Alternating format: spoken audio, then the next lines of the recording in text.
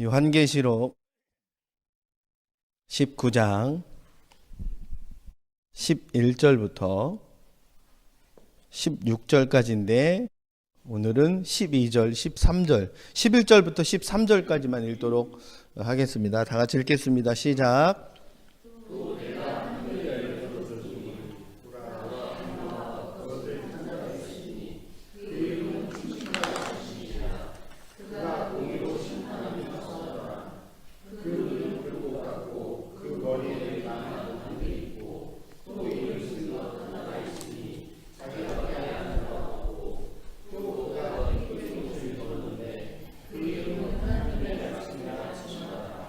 아멘.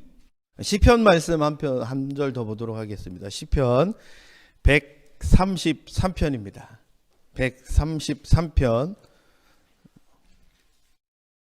다른 성경 시편을 제외한 다른 성경은 뭐 1장, 2장, 뭐 몇 장이라고 표현하는데 유일하게 이 성경 중에 편으로 표현되는 것이 이 시편입니다. 그게 그럴 수밖에 없는 것이 시이기 때문에 그렇습니다. 시편 133편 1절부터 3절 우리 다 같이 한 목소리로 읽도록 하겠습니다. 읽겠습니다. 시작.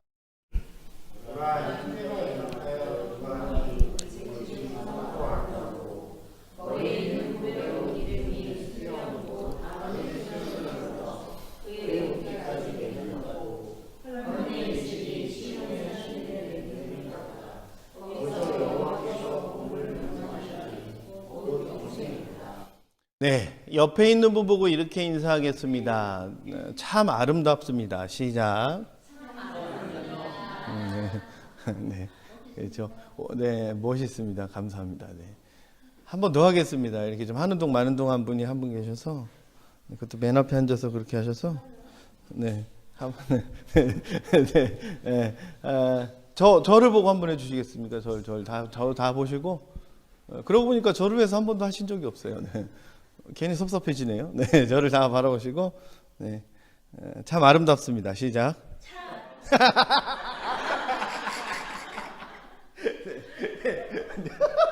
아유, 깜짝 놀랐어요. 참 할 때 이미 벌써 빵 터졌어요. 아, 네, 죄송합니다. 네, 아유, 네, 감사합니다. 저를 그렇게 격하게 반겨주셔서 감사하고요. 오늘 성도의 교제관에 대해서 관한 이야기를 하려고 서두에 이런 이야기를 했습니다. 여러분 시편 133편에 대한 설명을 제가 잠깐 드리자면 시편은 150편까지 있습니다. 1편부터 150편까지 있는데 시편 안에 책이 또 있습니다. 그러니까 시편은 1편부터 150권이 한 권의 책이지만 그 안에 챕터가 다시 5챕터로 나뉘어 있거든요. 그래서 이 107편에서 150편이 바로 5번째 챕터예요. 5번째 책이라고 해도 무관합니다. 그래서 시편을 잘 읽다 보면 뭐 제 몇 권이라고 이렇게 쓰여져 있는 데가 있어요. 시편을 읽다 보면. 그래서 시편 107편에서 150편은 제 5권에 들어갑니다.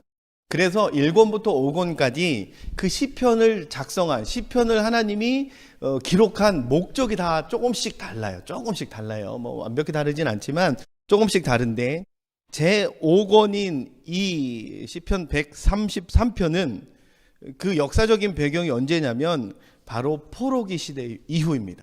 포로기 시대 이후라면 지금부터 언제 정도 되냐면 한 2500년 전쯤 됩니다. 대략 그렇습니다.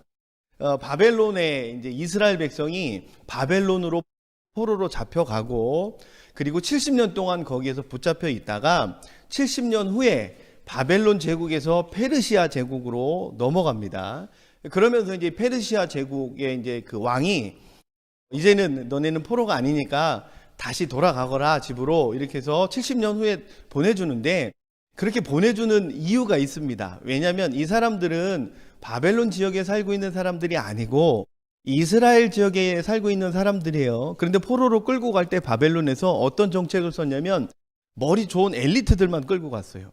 그러다 보니까 극소수의 이스라엘 백성이 예루살렘에 남아 있는데 뭐 도시를 재건할 생각조차 할 수 없고 그럴 힘조차 없는 상황에서 70년 동안 폐허가 돼버렸습니다. 그래서 페르시아 왕이 잘 생각을 해보니까 야, 이건 효과적이질 못하다. 차라리 이 똑똑한 사람들 다 다시 돌려보내서 자기네 도시를 재건하게 만들고 대신 세금을 걷어들이자 해서 돌려보낸 거예요. 물론 그 과정에 하나님이 개입했다라는 말씀이 있습니다.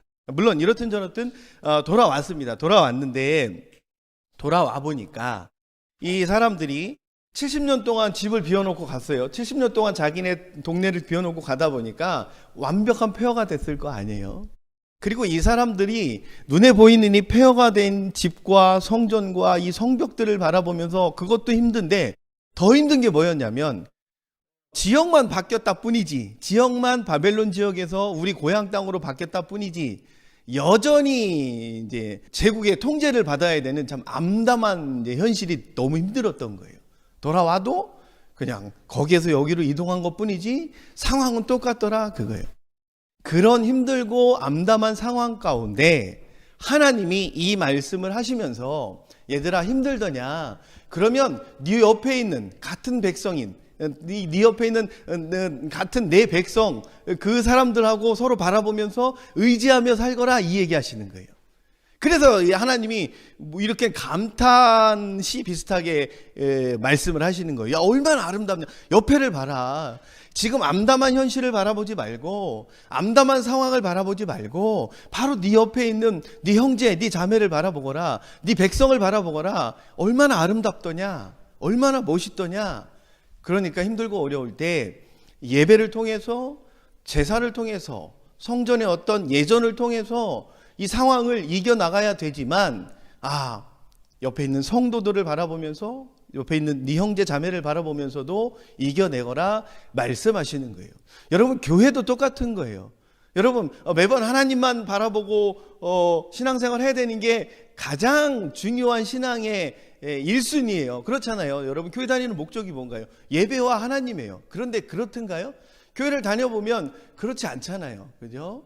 힘들 때 있고 여전히 그냥 귀찮고 또 가도 뭐 별다른 게 없으니까 목사님 똑같은 뭐 농담 똑같은 이야기 똑같은 그 인사를 시키는데 지겨워 죽겠다 뭐 이렇게 생각할 수도 있잖아요. 그래서 잘하지 않잖아요. 그래서 얘따 받아라 그러고 참 아름답습니다 이러잖아요. 저한테 그런 거잖아요. 그렇죠. 그렇지 쉽지 않아요. 그럴 때 어떻게 하거라? 옆에 있는 성도들을 의지하거라 말씀하시는 거예요.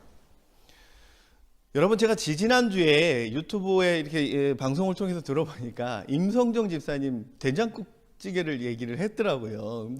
근데 제가 일주일 동안 먹었어요. 진짜 일주일 동안 먹었는데 처음에는 국물까지 먹는 열정이 있었는데 이제 둘째 날 셋째 날 되니까 이게 설거지하기가 귀찮은 거예요. 그래서 컵라면을 이렇게 물을 부어서 건더기를 거기다가 섞어서 먹었더니 야 그게 섞어찌개가 이런 거구나 싶을 정도로 근데 너무 맛있었어요. 근데 이 얘기를 왜 하냐면 먹으면서 임성정 집사님한테 감사한 마음이 자꾸 생기더라 그거예요.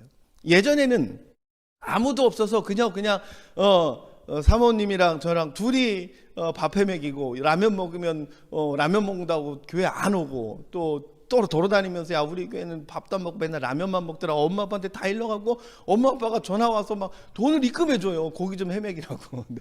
진짜 있었던 일이에요. 이렇게 힘들던 시대가 있었는데 지금 너무 행복한 거예요.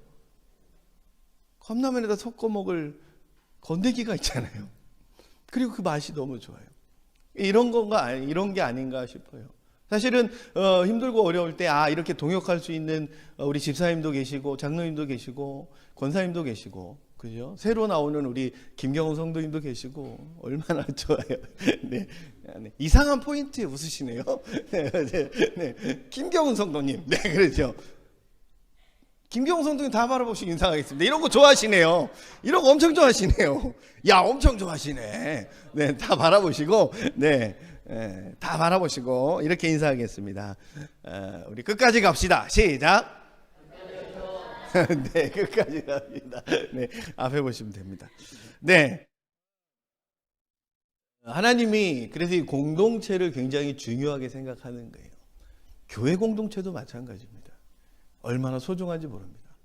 하나님이 이렇게 말씀하시는 거예요. 우리 시냇물 흐르는 게 공동체를 보면서 야, 너네에게 그 동거함이 너희의 이 연합함이 어찌 그렇게 아름답냐라고 말씀하시는 거잖아요. 너무 이쁘다. 그죠? 요한계시록 1장부터 이 마지막 장까지 이 끝부분에 제가 한번 총 정리를 할 건데, 오늘은 그 총 정리를 할 수는 없고요. 오늘은 이 부분적인 정리만 한번 해보도록 하겠습니다. 여러분, 요한계시록 20장은요 최후 심판 이야기입니다. 최후 심판. 최후 심판은 세 가지 심판 외에 또 다른 심판이 아니라고 제가 말씀을 드렸었죠. 어쨌든 이 최후 심판을 언급하기 전에 그 최후 심판을 실행할, 최후 심판을 주체적으로 주관적으로 진행할 예수님의 특성에 대해서 이야기하는 말씀이 바로 요한계시록 19장 11절에서 16절입니다. 그래서 특별히 19장 11절에서 16절은 예수님에 대한 이야기만 나와요. 그래서 그렇게 알고 이 말씀을 보시면 좋을 것 같고요. 그래서 지지난주에 11절 한 절을 봤는데, 오늘 다시 한번 11절을 읽으면서 다시 한번 이 11절에 대해서 이야기 나누도록 하겠습니다. 19장 11절을 다시 한번 펴겠습니다. 19장 11절. 네, 함께 읽겠습니다. 준비 시작.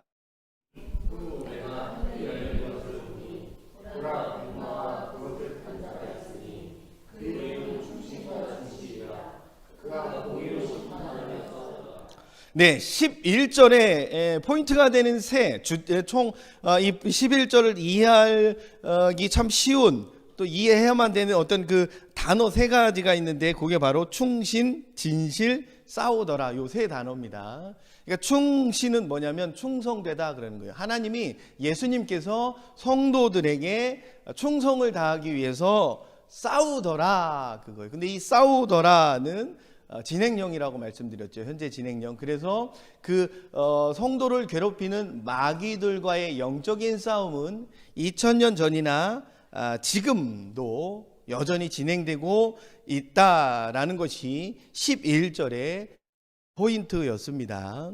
그러면 오늘 이어서 12절, 13절에도 여전히 그런 심판을 주관하시는 예수님에 대한 특징을 설명하고 있습니다. 12절부터 다시 한번 읽도록 하겠습니다. 12절 읽겠습니다. 시작.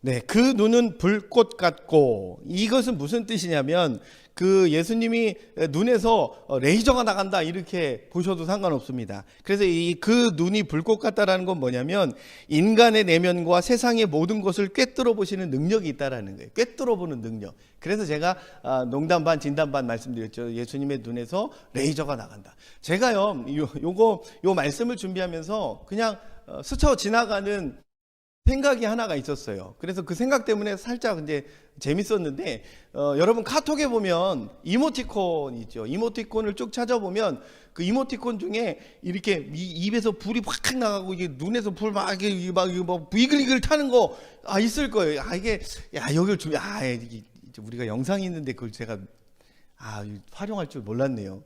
있죠, 이모티콘. 엄마 한번 찾아줘. 카톡 이모티콘에 보면 막 눈에서 막 불이 이글이글 타는 그런 장면인데, 마치 예수님이 이제 그런 귀엽고 깜찍한 모습일 수도 있어요. 그 불꽃 같은 눈으로 지켜본다, 그거예요. 누굴 지켜봐? 인간의 내면을 지켜보고 세상의 모든 상황들을 꿰뚫어 보신다라는 거예요. 그러면 여러분, 그 예수님의 눈이 불꽃 같다라는 것이 왜 중요하냐면 이게 심판하고 연결이 됩니다. 그래서 그러기 때문에 예수님의 심판은 공의롭다라는 뜻이 되는 거예요. 인간의 내면을 다 알고 있기 때문에, 이 세상의 모든 상황들을 다 꿰뚫어 보시기 때문에 예수님의 그 심판은 공의롭다라고 결론지어 말씀드릴 수 있습니다. 여러분, 여기에서 공의는 법적 용어가 섞여 있는 단어입니다. 공의롭다. 공의롭다의 뜻은 뭐냐면 법적으로도 문제가 없고 윤리적으로도 문제가 없고 영적으로도 문제가 없다라는 단어예요. 너무 중요합니다. 요한계시록에서 심판을 이야기할 때 이 공이라는 단어를 빼고 심판을 이야기할 수가 없습니다. 그 정도로 굉장히 중요한 단어인데요. 그러면 이 불꽃 같은 눈으로 성도를 바라보실 건데, 이 불꽃 같은 눈으로 성도를 바라보실 때에 예수님의 모습은 어떠하냐면 성도들의 마음과 소통하길 원하시는 거고, 성도들의 상황을 살피시고 싶은 거예요. 여러분, 심판의 대상은 성도들이 아니에요. 성도들을 괴롭히는 세상의 나라들, 세상의 왕들, 그리고 마귀들이거든요. 그러면 그 예수님이 갖고 있는 불꽃 같은 그 눈의 능력으로 우리의 마음을 살펴보고 싶으신 거고, 우리의 상황을 살펴보고 싶다라는 거예요. 그러면 예수님이 우리와 늘 소통하고 싶어 하신다라는 마음이 이 말씀에서 나타나고 있습니다.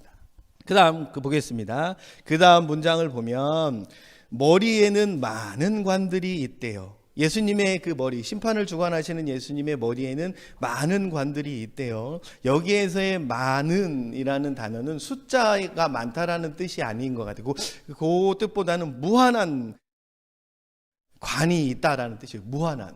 그러니까 관이 여러 개 씌워져 있다는 것이 아니고 그 머리에 씌워진 그 관이 무한정의 힘이 있다라는 뜻이 있는 거예요. 그런 의미가 되는 거예요. 근데 여기서 관은 뭘 얘기하냐면 면류관을 이야기하는 거고, 이 면류관은 뭘 상징하냐면 승리의 상징성이 있어요. 그러니까 여기에서 많은 관들이라는 표현은 결국 뭐냐면 예수님은 무한한 힘을 가지고 늘 승리하시는 분이다라고 말씀하시는 거예요. 누구와의 전쟁에 있어서, 마귀와의 전쟁에 있어서 그렇다라는 거예요. 그러니까 늘 승리자다라는 거예요. 여러분, 메시아성, 예수님의 메시아성과 연관이 됩니다, 이게. 네, 메시아라는 단어를 지지난주인가 언제 설명을 했던 것 같은데, 오늘은 설명하지 않겠습니다. 어쨌든 이 예수님의 이 무한한 이 승리의 힘, 네, 이것은 예수님의 메시아성과 직접적인 연관이 있습니다. 승리하시는 그리스도의 왕권을 강조하시고 있는 겁니다. 그러면 여러분, 무한한 힘이 있다라는 것을 통해서 성도들에게 무엇을 어필하시는 걸까요? 무엇을요? 세상의 것들, 또 세상의 어떤 힘들, 또 세상이 나에게 보내는 어떤 그런 힘듦과 어려움들, 시험들을 걱정하지 말거라. 나는 그 존재들과 감히 견줄 수 없고 그 존재들에 의해서 지배당하지도 않고 오히려 그들을 지배하는 그런 힘이 있는 너희들의 구세주다라고 말씀하고 계시다라는 거예요. 그 다음 단어 보겠습니다. 그 다음 단어, 이름 쓴 것 하나가 있으니. 네, 이게 이제 좀 전에 그 많은 관들이랑도 이어지는 의미인데요. 이름 쓴 것 하나가 있대요. 그러니까 이름이 하나가 있대요. 여기서 이름이 하나. 여기서 이름이라는 건 뭐냐면 예수님의 어떤 힘을 이야기하는 거예요. 절대적인 힘. 그런데 그게 하나밖에 없대요. 야, 그러니까 이게 좀 전에 많은 관들이랑 이어진다고 하는 게 무슨 얘기냐면 예수님의 어떤 절대적인 그 심판의 권한이 이 세상에는 없다 이거예요. 유일하게 나한테밖에 없다라는 거예요. 힘을 과시하는 거잖아요. 엄밀히 따지면 예수님이 우리 성도들에게 힘을 과시하는 거예요. 나는 세상에서 힘이 제일 세. 그죠? 힘이 제일 세. 라고 이야기하시는 거예요. 왜 그럴 수밖에 없는 시대적인 상황인지는 제가 누누이 설명을 드렸죠. 요한계시록이 쓰여졌을 때 당시에는 너무 힘들게 신앙생활을 하는 성도들의 모습을 보시면서 겁먹지 마. 당당해. 로마의 그 힘 있는 나라보다, 그 왕들보다 내가 힘이 더 세. 어필하시는 거예요. 나만 바라봐. 어필하시는 거예요. 그래서 이름 쓴 것 하나라는 것은 이 세상에 어떤 힘을 가진 존재는 나 하나밖에 없다라고 말씀하시는 거고, 그 다음 단어, 그 이름 하나가 있으니, 이것도 현재 분사형입니다. 현재 분사형. 예수님만이 소유하고 있는 그 심판의 큰 힘, 그리고 심판의 절대적인 권한은 지금도 존재한대요. 여러분, 지금도 존재할 수밖에 없는 이유, 지금도 교회를 향한 마귀들의 공격이 끊이질 않기 때문에 그래요. 여러분, 이 요한계시록 12장의 내용에서 예수님과 마귀와의 어떤 영적인 큰 전쟁 이야기가 나옵니다. 그래서 그 전쟁에서 예수님이 큰 승리를 얻었고, 그 큰 승리로 인해서 이 마귀들이 하늘나라에서 땅으로 쫓겨납니다. 그 땅에 쫓겨나서 와 보니 땅에 예수님의 분신들이 이렇게 보이거든요. 땅에 있는 예수님의 분신들은 교회예요. 분신들이 보이니까 이 전쟁에 대패한 이 마음을, 그 분을 어디다 푸냐면 교회에다 푼다라는 표현이 요한계시록 12장에 나와요. 그러면 그때 그 영적인 전쟁에 승리하게 된 사건이 하나가 있는데 그게 바로 십자가 사건인 거예요. 여러분, 예수님의 그 십자가 사건은 세상이 바라보는 관점에서 봤을 땐 실패한 거잖아요. 질질 끌려다니고 십자가에 달려 그냥 힘없이 돌아가시는 그 모습은 세상의 관점으로 봐서는 철저하게 실패자예요. 그런데 영적인 세계에서는 예수님이 마귀와의 전면전에서 굉장히 큰 전쟁에서 승리하게 된 사건이고, 그 사건으로 인해서 마귀가 갖고 있던 힘의 대다수를 뺏깁니다. 그리고 자기의 자리에서 쫓겨납니다. 그리고 쫓겨나서 이 땅으로 왔는데 이 땅에 예수님의 분신인 교회들을 보니까 속상한 거예요. 속이 쓰린 거예요. 그래서 교회를 계속 공격하는 거예요. 절대적인 힘은 없어졌지만 하나님의 어떤 통제하에 들어와 있지만 그래도 그 마귀의 영향력은 교회가 감당할 수 없을 정도의 힘을 갖고 있거든요. 그래서 그게 언제까지냐? 예수님이 재림할 때까지 한시적으로 예수님이 허용을 하신 거예요. 그래서 여러분, 여전히 교회가 힘들고 어려운 이유가 그것 때문에 그렇습니다. 마귀들은 계속해서 교회를 공격하고 있고, 교회를 공격하는 그 마귀들 때문에 예수님의 이 승리자로서의 이 사역은 2000년 동안 쉴 수가 없었던 거예요. 그래서 요한계시록에는 이 현재형 이 문법을 가진 단어들이 너무 많고요. 또 하나는 강조의 단어들이 또 너무 많아요. 강조할 수밖에 없어요. 이 시대가 그런 시대예요. 그런 의미가 있습니다. 이름 쓴 것 하나가 있으니 그 이름은 하나님의 절대 권한이고, 그 절대 권한은 지금도 여전히 유효하다라는 거예요. 그 다음 단어 보겠습니다. 자기밖에 아는 자가 없고, 이것도 좀 전에 그 이름 쓴 것 하나가 있으니 이거하고 거의 비슷한 내용입니다. 자기밖에 아는 자가 없대요. 자신을 제외하고는 없다, 이런 의미가 되는 거예요. 그래서 심판의 주권은 예수님 말고는 없다 이거예요. 또 반복하시잖아요.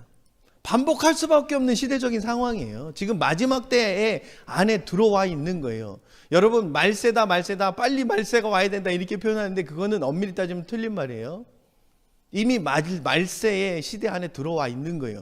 예수님의 재림을 통해서 그 말세가 완성되지 않은 것뿐이지 말세 안에 들어와 있는 거예요. 마지막 때 안에 들어와 있는 거예요. 그래서 예수님이 언제 오실 줄 몰라요. 그래서 요한계시록을 우리가 보면서 계속 예수님이 강조하는 것 중에 하나가 이미 벌써 하늘나라에서는 예수님의 재림 준비가 다 끝났다라는 게 일반적인 얘기라는 거예요. 그래서 언제 올지 모른다라는 표현이 자주 등장하는 거예요. 언제 올지 몰라요. 그러니까 어쨌든 이 시대가 마지막 때다라는 것을 알고 계시면 좋을 것 같고요. 이 세상에서 심판을 실행할 수 있는 권한이 있는 분이 있다면 바로 예수 그리스도 한 분밖에 없습니다. 그러면 이것을 이렇게 적용할 수 있잖아요. 재림 때의 예수님의 존재 목적, 그죠? 심판 때에, 그 재림 때에 예수님의 존재 목적은 바로 성도와 교회 자체입니다. 성도에게 집중하는 예수님의 모습이 보이시죠? 첫째도 성도, 둘째도 성도. 그래서 교회 없이 못 살아. 정말 못 살아? 성도에게 집중하고 있다는 거예요. 예수님의 그 모든 시각, 시선은 성도에게 집중하고 있다라는 거예요. 여러분 마음을 꿰뚫어 보신다잖아요. 모든 상황을 꿰뚫어 보신다잖아요. 여러분 그저 하나님과 지금 시대는 영적으로 교감해야 되는 시대이기 때문에 우리가 못 느끼는 것뿐이지 예수님은 계속 우리를 지켜보고 계시다라는 거예요. 예수님은 우리의 상황을 계속 지켜보고 계시다라는 거예요. 그 사실을 잊지 않았으면 좋겠습니다. 기억했으면 좋겠습니다. 13절 우리 다 같이 읽겠습니다. 13절 다 같이 읽겠습니다. 시작.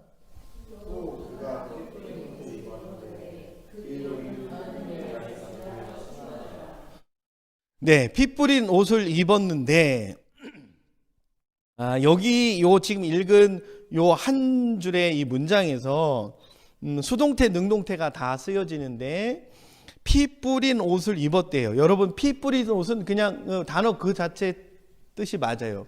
피로 번복된 옷이라는 뜻이에요. 피로 번복, 성경에서 피로 번복된 옷을 입었다. 누구를 상징할까요? 예수님을 상징하는 거겠죠. 그러면 그 옷을 입었대요. 그런데 이 문법이 뭐냐면 완료 능동태 분사형이에요. 능동태라는 게 은혜스러운 거예요. 여러분 능동태는 누가 시켜서 그 옷을 입었다라는 의미가 아닌 거고 스스로 알아서 그 피로 번복된 옷을 스스로 결정해서 입었다라는 의미가 돼요. 이게 이 단어가 굉장히 우리에게 힘이 되는 말씀이다라는 거예요. 피로 번복이 될 거를 뻔히 알았는데 엄청난 상상 못한 또 그 고통 중에 죽을 걸 알면서도 예수님은 그 십자가를 순종하셨다라는 거예요. 스스로 알아서요. 누구 때문에요? 교회 때문에요. 성도 때문에요. 그 다음 피 뿌린 옷, 피 뿌린 옷에서 뿌리다, 피를 뿌리다. 예, 문법은 완료 수동태 분사형이에요. 이건 수동태예요. 이게 무슨 얘기냐면 이게 수동태일 수밖에 없는 이유가 있어요. 이 뿌리다의 의미 안에는 구약 성경의 의미가 들어가 있어요. 구약 성경의 의미. 이걸 조금 더 쉽게 설명을 드리면 오래전부터 예언된 예수님의 피라는 뜻이 되는 거예요. 오래전부터 예언됐다. 오래전부터 어디에 예언되어 있었어요? 구약 성경에 예언됐었던 거잖아요. 그러면 구약 시대 때 내 독생자, 내 아들을 이 땅에 내려보내서 너희들을 대신해서 죽게 만들 거다 말씀하신 이가 바로 예수님의 아버지이자 우리의 아버지인 하나님 아버지다라는 거예요. 그러면 이것은 수동태예요. 이것은 자기 하나밖에 없는 외아들에게 시킨 거예요. 아들아 네가 이 십자가를 져야 돼. 그죠? 그러면 여러분 패션 오브 크라이스트라는 영화를 잘 보세요. 제가 패션 오브 크라이스트라는 영화를 보면서 굉장히 영화 극장에서 펑펑 울었어요. 근데 그 패션 오브 크라이스트가 극장에서도 개봉했을 때가 있었잖아요. 근데 대부분 그 패션 오브 크라이스트라는 영화를 개봉한 그 극장 안에는 뭐 신천지가 오겠어요? 뭐 스님이 오겠어요? 다 목사님이고 다 권사님이고 집사님이고 평신도예요. 그래서 저는 그 영화를 보면서 펑펑 울었는데 너무 창피해서 어금니를 콱 깨물고 울었단 말이에요. 그리고 슬쩍 옆을 보고 뒤를 봤더니 다 어금니를 깨물고 있어요. 전부 다 우는데 창피한 거예요. 너무 슬프고 뭐 그런데 감추고 싶은데 그렇게 다 그러고 있어요. 뭐 개중에는 뭐 대성통곡을 하고 오는 권사님일 거예요. 뭐 권사님 그렇죠. 집사님일 수도 있고요. 그때 제가 결정적으로 무너지는 장면이 하나 있었어요. 그게 뭐냐면 예수님이 십자가를 십자가에서 막 고통스러워할 때 그 어머니가 이렇게 어떻게 해주지는 못하잖아요. 십자가에서 끌어내릴 수도 없고 그렇다고 대신 달릴 수도 없고 그러면서 그 아들을 보면서 굉장히 힘들어하는 장면이 나오는데 그걸 어떻게 표현하냐면 이렇게 손으로 땅바닥에 있는 흙을 콱 잡아요. 이렇게 무릎 꿇고 이렇게 엎어져 가지고 요 장면, 땅바닥에 있는 흙을 막 힘있게 움켜잡는 요 장면에서 막 무너졌어요. 아버지의 마음도 힘들겠구나. 우리는 그저 뭐 예수님이 힘든 건 당연한 거고요. 예수님의 어떤 그 보여지는 십자가의 어떤 형벌에만 집중할 그때 저는 그 아들, 하나밖에 없는 아들을 십자가에서 죽게 만든 그 아버지의 마음이 그렇게 슬펐어요. 아버지는 얼마나 속상할까? 그것을 바라보시는 아빠의 마음은 찢어지지 않을까? 그것 때문에 너무 슬펐어요. 아들의 그 엄청난 고통과 순환을 바라볼 수밖에 없는 그 아버지의 그 마음. 그리고 너무 무섭고 너무 아플 것 같아서 피하고만 싶지만 그래도 순종해야만 되는 자기 운명을 받아들이고 순종한 그 예수님의 그 마음 가운데는 어떤 마음이 있을까요? 교회를 살려야만 되는, 성도들을 살려내야만 되는 그 절박한 우리 그들의 사랑이 있지 않을까요? 늘 기억했으면 좋겠습니다. 여러분은 그런 존재입니다. 누군가 나를 위해서 죽었다. 그리고 또 누군가 나를 위해서 자기 아들을 죽였다. 야, 이것은 정말 상상할 수 없는 그런 사랑인 거잖아요. 하나님 아버지와 예수님의 사랑을 기억하시기를 소망합니다. 한 가지 더 저는 상상을 합니다. 제가 이거는 실제 환상으로 경험했던 건데, 환상 이야기 하기가 참 조금 조심스럽긴 하지만 제가 참 힘들고 어려울 때가 있을 때 정말 캠프도 진행하고 교회도 살려야 되는 어떤 절박한 순간이 제가 있었어요. 교회도 어렵고 제가 섬기는 선교회도 어려울 때인데, 그때 하나님이 캠프 기도회를 인도하는데 환상을 확 보여주셨는데 뭐였냐면, 그냥 여러분 그 조용한 어떤 욕실에서 이렇게 물이 수돗물 같이 이렇게 다 잠기지 않은 수돗물에 의해서 물이 한 방울 두 방울 떨어지는 소리가 들릴 때가 있잖아요. 그 소리가 너무 크게 들린 적이 있었어요. 예수님의 피가 한 방울 두 방울 떨어지는 그 소리. 그러면서 예수님의 이 호흡, 가쁜 호흡, 그냥 숨쉬기 막 고통스러워하는 그 호흡이 들려질 때가 있었어요. 여러분, 십자가형은요, 제일 힘든 게 호흡과 연관이 돼 있어요. 뭐 길게는 일주일 동안 죽지도 않아요. 나중에 이 폐가 터져서 죽는다라는 표현을 쓸 정도로 이 폐가 굉장히 힘든 이 사형제도거든요. 이 호흡하고 연관이 돼 있어요. 그 피방울 떨어지는 소리, 그리고 숨가쁘게 내뱉는 그 예수님의 그 호흡, 숨소리가 들리기 시작했고요. 그러면서 그 희미하게 들리는 그 호흡 가운데 사랑한다 말씀하시는 희미하게 들리는 그 사랑 얘기가 들렸어요. 사랑해. 예수님의 사랑. 그죠? 여러분은 그런 존재입니다. 그렇게 이 자리에 앉아 있는 존재라는 겁니다. 그만큼 사랑받고 있는 존재다라는 겁니다. 여러분 마음 가운데 이런 은혜가 있기를 소망합니다. 늘 기억하시길 소망합니다. 예수님은 날 위해서 늘 일하시고, 또 하나님 아버지도 또한 나를 위해서 늘 일하고 계시다라는 것을 여러분 기억하면서 살기를 간절히 축복합니다. 여러분, 그 다음 단어에 보면 그 이름은 하나님의 말씀이라 칭하더라. 여러분, 이 말씀은 요한복음 1장과 연관된 말씀입니다. 여러분, 이 말씀이 육신이 되어라는 말은 굉장히 신학적으로 중요한 이야기고 또 짧게 이야기할 수도 없는 정도의 중요한 이야기인데, 오늘은 다 접고 한 가지만 강조하려 합니다. 말씀이 육신이 됐다라는 이야기는 뭐냐면 하나님이 육신이 됐다라는 의미가 되는 거예요. 그럼 하나님이 육신이 된 이유 중에 하나가 바로 눈으로 보여주기 위한 거예요. 그런 목적이 있어요. 영적으로 교감해야만 하는 그런 상황 가운데 이 이스라엘 백성들 또 교회 성도들이 너무 힘들어하고 또는 그 영적으로만 교감해야 되는 상황 가운데 자꾸 눈에 보이는 마귀의 공격으로 자꾸 쓰러지니까 안 되겠다 싶어서 예수님이 육신의 모습으로 이 땅에 오신 그런 신학적인 의미도 있습니다. 그러니까 결국 말씀이 육신이 됐다, 이것은 눈에 보이는 하나님의 은혜다라는 결론이 되고요.